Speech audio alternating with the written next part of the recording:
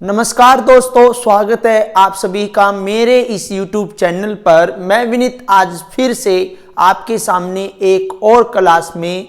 देखिए, आज की इस क्लास में हम भूगोल विषय से पाठ नंबर 4 कृषि के बारे में पढ़ेंगे। और मैंने इससे पहले एक वीडियो डाली थी जिसमें हमने अभ्यास के प्रश्न और कुछ एक शब्द एक वाक्य में प्रश्न किए थे। और आज की इस क्लास में मैं आपको अति लघु उत्तरात्मक प्रश्न कराऊंगा जो कि आपके एग्जाम के लिए बहुत ही महत्वपूर्ण होने वाले हैं। देखिए, सबसे पहले हम बात करते हैं प्रश्न नंबर 1 की। देखिए, ये कह रहा है कि कर्तन दहन प्रणाली, कर्तन दहन प्रणाली या झूम कृषि क्या है। देखिए, मैंने बताया था ऐसी कृषि प्रणाली जिसमें भूमि के एक क्षेत्र को, जहां पे घास फूस होती है, झाड़ियां होती है और जंगल होते हैं, वन होते हैं, उस क्षेत्र को साफ करके कृषि योग्य भूमि बनाया जाता है। और उस कृषि योग्य भूमि पर 2 या 3 वर्ष खेती की जाती है। जब वह कृषि अपनी उर्वरक शक्ति खत्म कर देती है, यानी खो देती है, तो उसी जगह को छोड़कर किसी अन्य जगह को वही प्रक्रिया द्वारा हम जो कृषि करते हैं उसे हम स्थानांतरी कृषि कहते हैं या कर्तन दहन प्रणाली कहते हैं। यानी कि इंग्लिश में हम इसको बर्न एंड स्लैश क्रॉप बोलते हैं, कृषि बोलते हैं। तो इसमें उस क्षेत्र को जला करके साफ किया जाता है।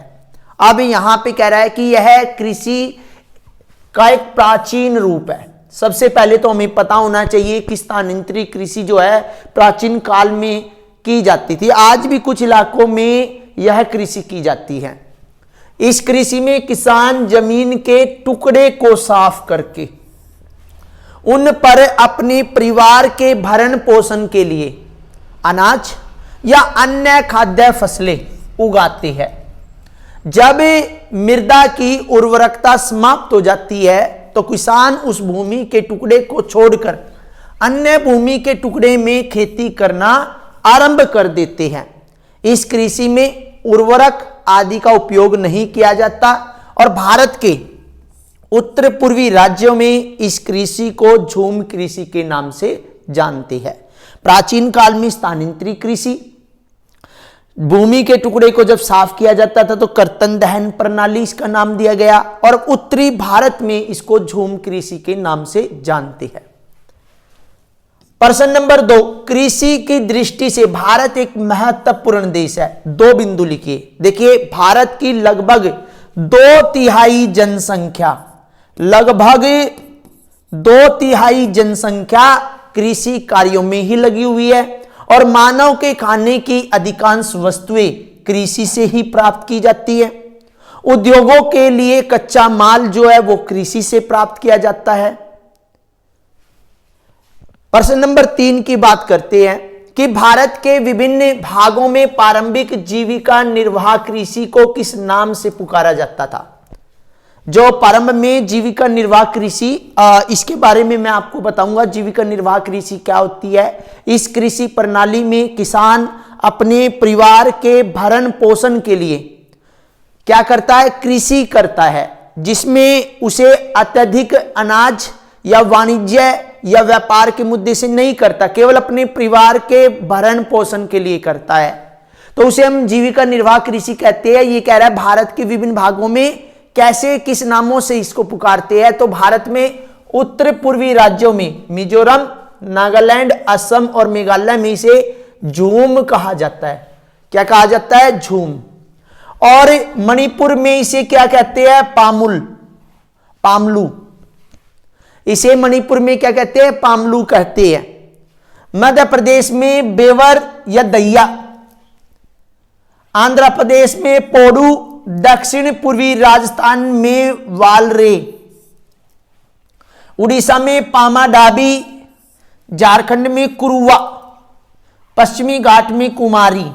यानी कि देखिए, स्थानांतरी कृषि जो होती थी पहले, प्रारंभिक जीविका निर्वाह कृषि होती थी, इसको निम्न नामों से जानते हैं। अब प्रश्न नंबर 4 में देखिए इसी के बारे में कि विभिन्न देशों में झूम कृषि को किस नाम से जानते थे। पहली चीज है मैक्सिको और मध्य अमेरिका।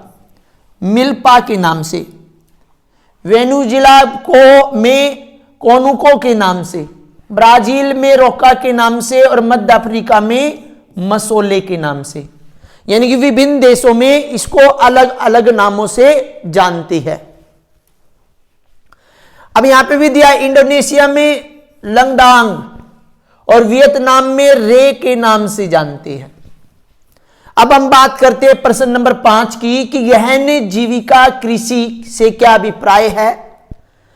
देखिए, यह एक प्रकार की श्रम गहन कृषि होती है जो उन भागों में की जाती है जहां भूमि पर जनसंख्या का अधिक दबाव होता है, यानी कि कम क्षेत्र में अधिक उपज प्राप्त करने के लिए इस कृषि में बड़ी मात्रा में जैव रासायनिक निवेशों और सिंचाई का प्रयोग किया जाता है। कहने का मतलब है वह कृषि प्रणाली। देखिए, जीविका निर्वाह कृषि की हमने बात की, अब हम बात कर रहे हैं गहन जीविका कृषि किसे कहते हैं या गहन जीविका कृषि से क्या अभिप्राय है। देखिए, ऐसी कृषि प्रणाली जो कम क्षेत्र में अधिक उपज प्राप्त करने के लिए उच्चतम खाद बीज आदि का प्रयोग करके और जहां पे जनसंख्या का दबाव अधिक होता है वहां पे गहन कृषि की जाती है। इसके बाद हम बात करते हैं कि वाणिज्यिक कृषि के 2 प्रमुख लक्षण लिखो। वाणिज्यिक कृषि के 2 प्रमुख लक्षण, पहला देखिए, अधिक उन्नत बीजों का प्रयोग किया जाता है क्योंकि उपज अधिक चाहिए। बड़ी मात्रा में रासायनिक उर्वरकों का प्रयोग, कीटनाशकों का प्रयोग किया जाता है क्योंकि अत्यधिक मात्रा में क्या चाहिए, अत्यधिक मात्रा में हमें उपज चाहिए। प्रश्न नंबर 7 में देखिए, रोपण कृषि क्या होती है। फसलों के नाम भी बताने हैं। देखिए, इस प्रकार की कृषि में लंबे चौड़े क्षेत्र में एकल फसल बोई जाती है और यह कृषि व्यापक क्षेत्र में की जाती है, बहुत बड़े क्षेत्र में की जाती है, जो अधिक पूंजी और अधिक श्रमिकों की सहायता से की जाती है। भारत में चाय इसका उदाहरण है, कॉफी इसका उदाहरण है, रबड़, गन्ना, केला, ये सभी रोपण कृषि है। यदि हम सिंपल भाषा में बात करें तो रोपण कृषि किसे कहते हैं या रोपण कृषि से क्या अभिप्राय है, कुछ उदाहरण देकर बताइए। तो वह कृषि प्रणाली जो लंबे चौड़े क्षेत्र में अधिक उपज प्राप्त करने के लिए जिसमें श्रमिकों की संख्या भी अधिक लगती है, पूंजी भी अधिक लगती है और एक ही फसल बोई जाती है इतने चौड़े लंबे क्षेत्र में, उसे हम रोपण कृषि कहते हैं। जैसे चाय की खेती है, कॉफी की खेती है, रबड़ की खेती है, गन्ने की खेती है और केले की खेती है, ये हमारी रोपण कृषि के अंतर्गत आती है। प्रश्न नंबर 8 की बात करते हैं, भारत की मुख्य शस्य ऋतुएं कितनी है। देखिए, मैंने आपको बताया था 3 मुख्य शस्य ऋतुएं हैं, इनके नाम लिखने हैं। पहला है रबी, दूसरा है खरीफ और तीसरा है जायद। देखिए, रबी इसे अक्टूबर नवंबर में बोया जाता है, अप्रैल मई में काट लिया जाता है, मार्च अप्रैल में भी काट लिया जाता है, ये भी लिख सकते हो। जैसे गेहूं है, जौ है, मटर, चना और सरसों। यदि हम खरीफ की बात करें तो इसे मानसून के आरंभ यानी कि जून जुलाई में बोया जाता है, सितंबर अक्टूबर में काट लिया जाता है। इसे चावल, जवार, बाजरा, मक्का, कपास, जूट आदि इसकी फसलें हैं। यदि हम जायद की बात करें तो यह रबी और खरीफ के बीच की फसल है, रबी और खरीफ के बीच की फसल है, जैसे तरबूज, खरबूजे, खीरे और सब्जियां। देखिए, मैंने आपको 3 प्रकार की मुख्य शस्य ऋतुएं बताई, मुख्य रूप से 3 शस्य ऋतुएं कह लो या फसलें कह लो। देखिए, पहली मैंने बताई आपको रबी की, दूसरी बताई आपको खरीफ की और तीसरी बताई मैंने जायद की। इसके बाद प्रश्न नंबर 9 में बात करते हैं कि रोपण कृषि के विकास में किन 2 कारकों का महत्वपूर्ण योगदान होता है। देखिए, सबसे पहला होता है परिवहन और संचार का और दूसरा महत्वपूर्ण होता है बाजार का। आप ध्यान रखना, रोपण कृषि में 2 महत्वपूर्ण कारक होते हैं, परिवहन और संचार के साधन, दूसरा बाजार। रबी और खरीफ की फसलों में अंतर बताना है। देखिए, रबी की फसलें मैंने अभी बताया था सर्दी के आरंभ में यानी कि अक्टूबर नवंबर में बोई जाएगी, अप्रैल मई में काट ली जाएगी। और खरीफ की फसलों में ये मानसून के आरंभ में जैसे सितंबर अक्टूबर में बोई जाती है, जून जुलाई में बोई जाती है और सितंबर अक्टूबर में काट ली जाती है। रबी की जो प्रमुख फसलें हैं वो आपकी है गेहूं, जौ, चना, मटर, सरसों। खरीफ की जो मुख्य फसलें हैं वो है मक्का, ज्वार, बाजरा, चावल, मूंग, उड़द, कपास, जूट भी। रबी की फसलों में कम सिंचाई की जरूरत होती है क्योंकि सर्दियों में बोई जाती है, और खरीफ में अधिक सिंचाई की जरूरत पड़ती है क्योंकि गर्मी में बोई जाती है। प्रश्न नंबर 11 की बात करते कि गेहूं की फसल के लिए कौन सी भौगोलिक परिस्थितियां, किसकी खेती के लिए, गेहूं की। देखिए तापमान, गेहूं को बोते समय 10 से 15 डिग्री सेल्सियस का तापमान होना चाहिए और काटते समय 25 से 30 डिग्री सेल्सियस का तापमान होना चाहिए। वर्षा क्योंकि सर्दियों में बोई जाती है तो कम ही चाहिए, 50 से 75 सेंटीमीटर वर्षा की जरूरत होती है, और वर्षा थोड़े थोड़े समय पर रुक कर हो तो बहुत अच्छी उत्तम खेती बनती है। मृदा में बात करें हम तो इसमें सब देखिए गेहूं जो होता है किसी भी प्रकार की मिट्टी में आसानी से बोया जा सकता है। प्रश्न नंबर 12 में कह रहा है कि भारत में गेहूं उत्पादक राज्यों के नाम लिखिए। देखिए उत्तर पश्चिमी भारत में गंगा सतलुज का मैदान, काली मिट्टी का क्षेत्र, और गेहूं उत्पादन करने वाले राज्य यदि बात करें तो पहला पंजाब, हरियाणा, पश्चिमी उत्तर प्रदेश, बिहार और राजस्थान। और भी इलाके हैं मध्य प्रदेश, छत्तीसगढ़, महाराष्ट्र और गुजरात, इनमें गेहूं का उत्पादन किया जाता है, लेकिन सबसे ज्यादा गेहूं का उत्पादन उत्तर भारत में किया जाता है। अब हम बात करते हैं प्रश्न नंबर 13 की कि भारत में पैदा किए जाने वाले मोटे अनाज कौन से हैं और इनके महत्व का भी वर्णन करना है। देखिए मोटे अनाज की बात करें, ज्वार, बाजरा और रागी, ये भारत में पैदा किए जाने वाले मोटे अनाजों में आते हैं और ये पोषक तत्वों से भी भरपूर होते हैं। इसमें जैसे रागी में बात करें तो लोहे की मात्रा, कैल्शियम और सूक्ष्म पोषक तत्व और भूसी मिलती है। देखिए ये जो मोटे अनाज होते हैं इनमें अधिक पोषण तत्व पाए जाते हैं।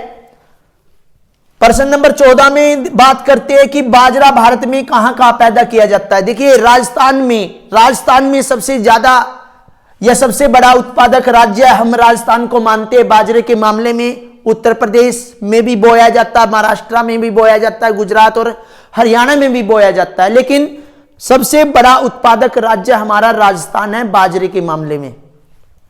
प्रश्न नंबर 15 की बात करते हैं कि रागी भारत में कहां कहां उगाई जाती है। देखिए कर्नाटक राज्य जो है रागी का सबसे प्रमुख उत्पादक राज्य है।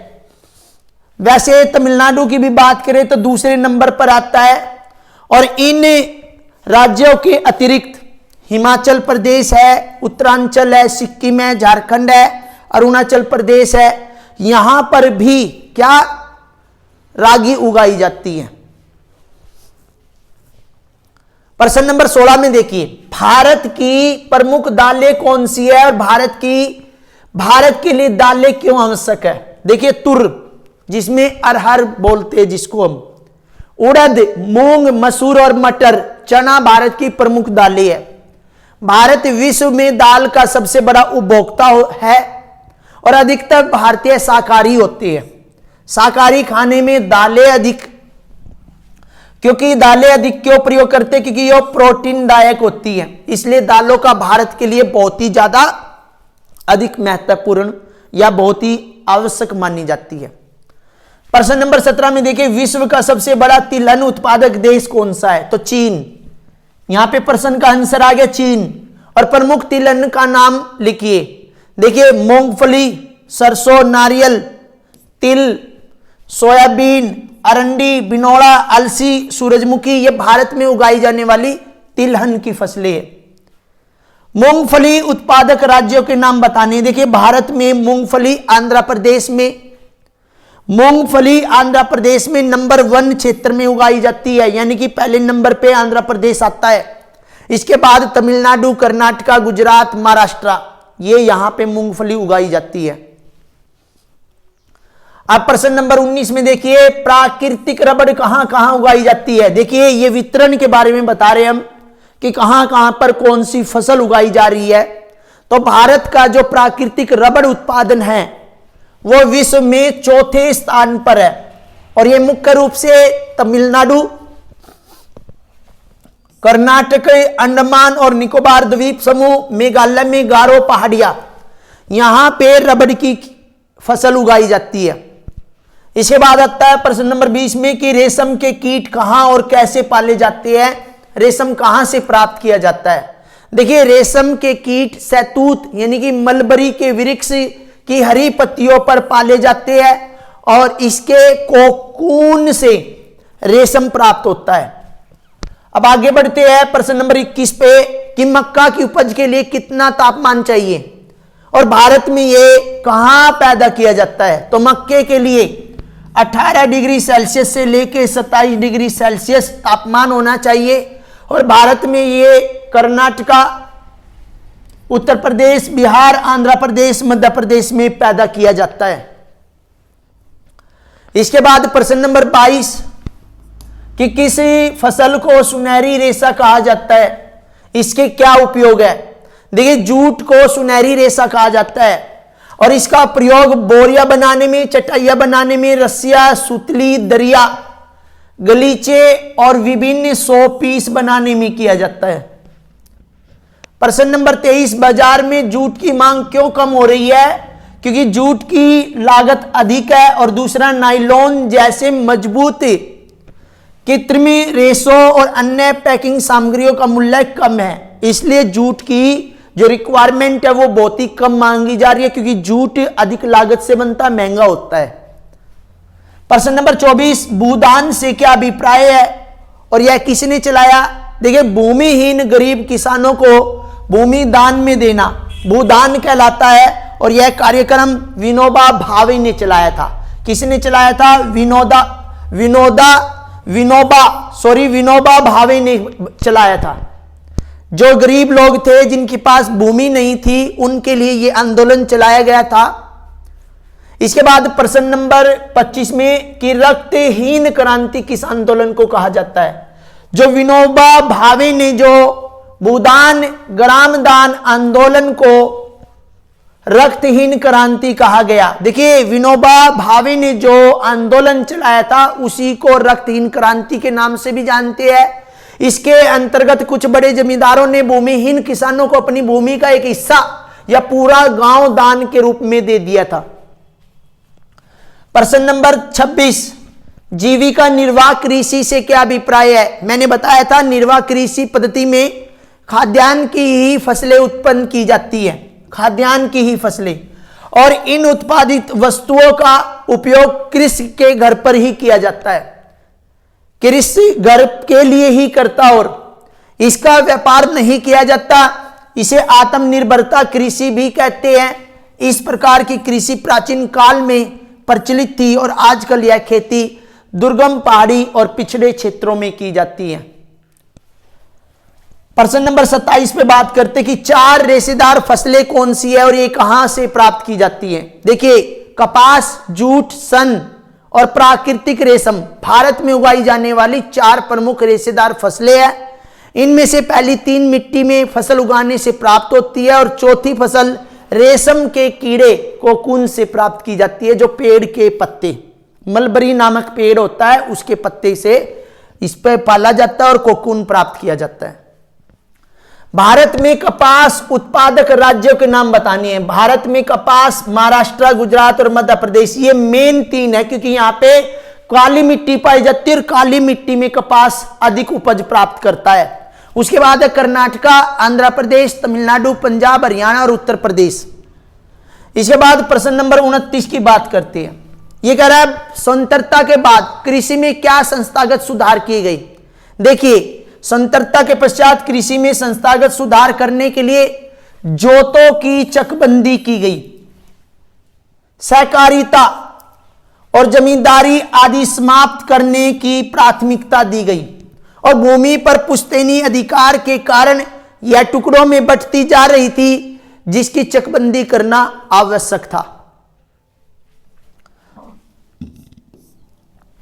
प्रश्न नंबर 30 की बात करते हैं, खाद्य सुरक्षा क्या है और यह क्यों आवश्यक है। देखिए, मानव की एक आधारभूत आवश्यकता भोजन है और इसी की सुरक्षा नहीं करेंगे तो और क्या करेंगे। देश के प्रत्येक नागरिक को ऐसा भोजन आवश्यक मिलना चाहिए, अवश्य मिलना चाहिए, जो उसे न्यूनतम पोषण स्तर प्रदान कर सके। इसे ही खाद्य सुरक्षा कहते हैं। देखिए, खाद्य सुरक्षा जो है यह खाद्य मानव की एक मूलभूत आवश्यकता होती है। दूसरी बात, देश के प्रत्येक नागरिक को ऐसा भोजन अवश्य मिलना चाहिए जिससे उसे न्यूनतम पोषण मिल सके, इसे खाद्य सुरक्षा कहेंगे। और यदि हमारी जनसंख्या के किसी भी भाग को यदि हमारी देश की जनसंख्या के किसी भी भाग को यह उपलब्ध नहीं हो पाता तो खंड खाद्य सुरक्षा से वह क्षेत्र वंचित है।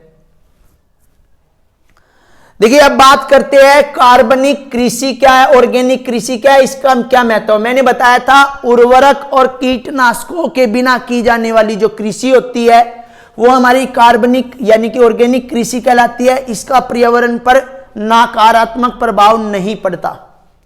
इसके बाद रबी की फसलों के नाम बताने हैं, गेहूं, जौ, चना, मटर और सरसों।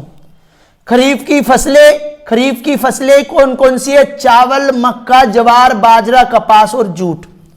जायद की कृषि की फसलें तरबूज, खरबूजा, खीरा, सब्जियां और चारे की फसल। और प्रश्न नंबर 36 ध्यान से देखिए, भारत की प्रमुख खाद्य फसल कौन सी है, गेहूं। और प्रश्न नंबर 37 जो हमें सबसे पहले करना चाहिए था कि हरित क्रांति क्या है, श्वेत क्रांति क्या है, पीली क्रांति क्या है, नीली क्रांति क्या है। देखिए, हरित क्रांति में हमें अनाज प्राप्त करने के लिए प्रोत्साहित किया गया था। श्वेत क्रांति में दूध का उत्पादन बढ़ाने के लिए किया गया था प्रोत्साहित। नीली क्रांति में मछली पालन और पीली क्रांति में तिलहन, जो तिलहन की फसलें होती है जिससे तेल ज्यादा प्राप्त होता है। तो हरित क्रांति की बात करते हैं कि कृषि की आधुनिक तकनीकों के प्रयोग द्वारा खाद्यान्नों के उत्पादन में वृद्धि करना हरित क्रांति कहलाता है। और भारत में हरित क्रांति 1960 के दशक में आई थी।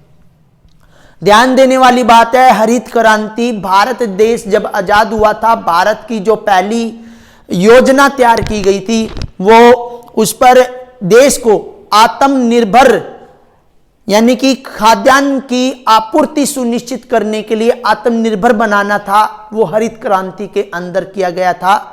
देखिए, आज की क्लास में हमें जो भी हमने किया वो अति लघु उत्तरात्मक प्रश्न थे। कम से कम 20 या 30 शब्दों में इनके उत्तर देने थे। और देखिए, जो भी स्टूडेंट हमारे चैनल पर नए हैं वो हमारे चैनल को सब्सक्राइब कर ले। वीडियो अच्छी लगे तो लाइक करे, ज़्यादा से ज़्यादा शेयर करे। Thank you.